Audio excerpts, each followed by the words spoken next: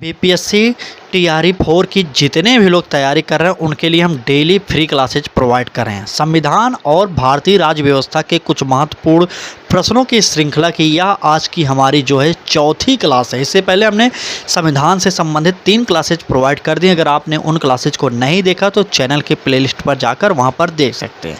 तो चलिए क्लास को स्टार्ट कर देते हैं। आज के कुछ महत्वपूर्ण प्रश्नों की श्रृंखला को बीपीएससी के द्वारा जो पूछे गए हैं, उससे पहले एक निवेदन की पूरी क्लास को जरूर देखिएगा आप लोग। चलिए पहले प्रश्न की बात करेंगे। पहला प्रश्न में कहा जा रहा है संविधान को 26 जनवरी के दिन लागू करने का निर्णय इसलिए किया गया क्यों किया गया था, आपसे यही पूछा जा रहा है।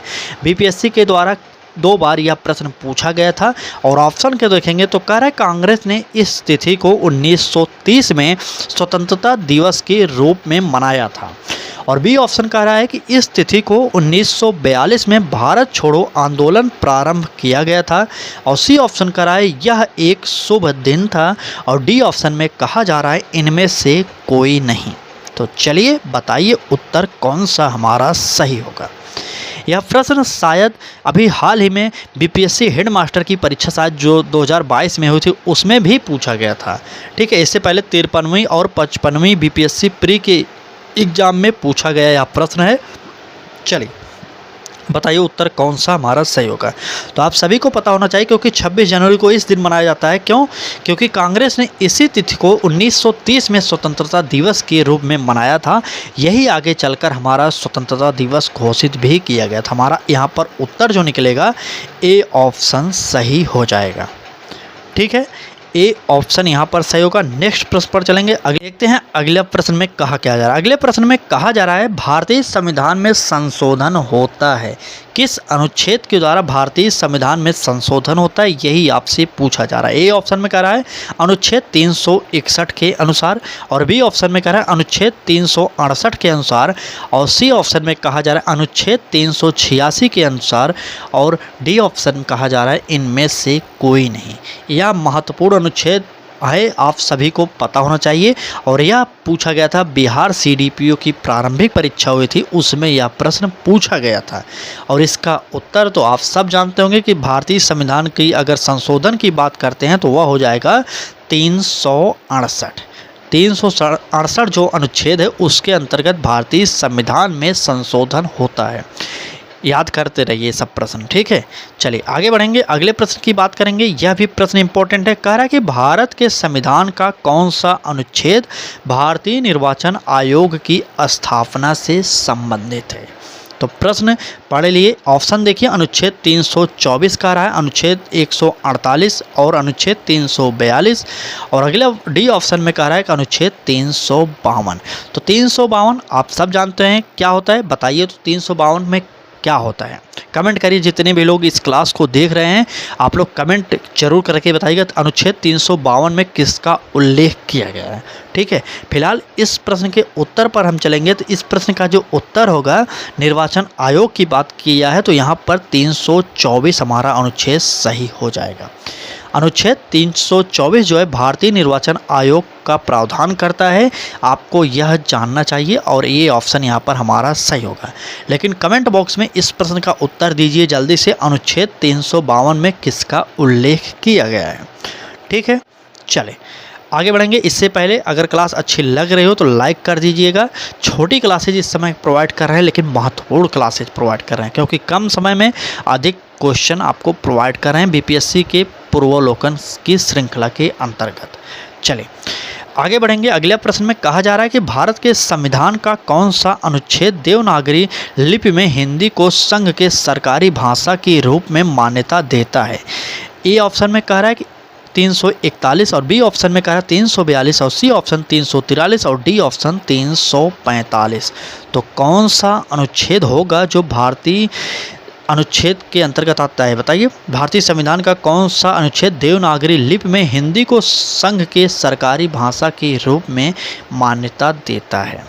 तो उत्तर कौन सा सही होगा जल्दी से कमेंट करते रहिए। चलिए बताइए। तो आप सभी को पता होना चाहिए इस प्रश्न का उत्तर जो होगा 343 होता है। तो हमारा सी ऑप्शन यहाँ पर सही हो जाएगा। 343 सही हो जाएगा। चलिए अगले प्रश्न देखेंगे। अगले प्रश्न में कहा क्या जा रहा है, कह रहा है कि भारतीय संविधान का कौन सा अनुच्छेद संवैधानिक प्रावधानों की संघीय संसद या राज्य विधान पालिकाओं द्वारा बनाए गए नियमों पर प्राथमिकता प्रदान करता है। ए ऑप्शन में कह रहा है 13, बी ऑप्शन में 32 और सी ऑप्शन में 245 और डी ऑप्शन कह रहा है कि 326। उत्तर कौन सा होगा बताइए जल्दी से। चले, अनुच्छेद 245 से 255 में संघ तथा राज्यों के बीच विधायी शक्तियों के वितरण का वर्णन है।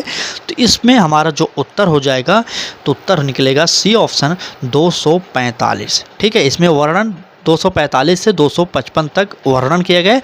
अनुच्छेद 245 के अनुसार संसद द्वारा बनाए गए कानूनों के बारे में राज्य क्षेत्रीय प्रवर्तन के आधार पर आपत्ति नहीं की जा सकती।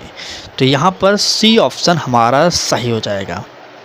ठीक, चलिए आगे बढ़ते हैं।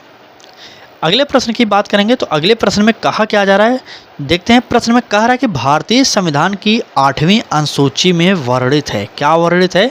ए ऑप्शन में कह रहा है शहरी स्वशासन के बारे में और बी ऑप्शन कह रहा है पंचायत व्यवस्था के बारे में, सी ऑप्शन कह रहा है राजनीतिक दल बदल के बारे में और डी ऑप्शन कह रहा है भाषाओं के बारे में। तो भारतीय संविधान की 8वीं अनुसूची संबंधित किससे, तो आप सभी को पता होना चाहिए। तो वह है भाषाई आधार पर जो अनुसूची बनाई गई वही है। ठीक है, तो यहाँ पर भाषा के बारे में 8वीं अनुसूची में वर्णन किया गया है। अगर बात करेंगे 9वीं अनुसूची में किसकी वर्णन है, तो कुछ अधिनियमों और विनियमों का है। आपको पता होना चाहिए। राजनीतिक दल बदल के बारे में पूछा जाए तो 10वीं अनुसूची में है।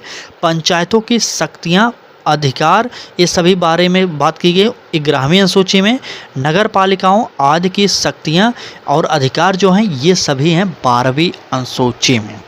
तो यहाँ पर आप जानते रहिएगा 8वीं अनुसूची में जो है भाषाई आधार पर जो बातें होती है वही है। ठीक है, भाषाओं के बारे में वर्णन किया गया 8वीं अनुसूची में। चलिए, इस प्रश्न का उत्तर हमारा डी ऑप्शन सही हो जाएगा। चलिए आगे बढ़ेंगे। आज की इस क्लास में बस इतने ही प्रश्न थे। बाकी क्लास अच्छी लगी हो तो शेयर करिए अपने मित्रों तक अधिक से अधिक। बाकी सुबह 10 बजे डेली आप हमारे साथ जुड़कर फ्री में क्लासेज कर सकते हैं।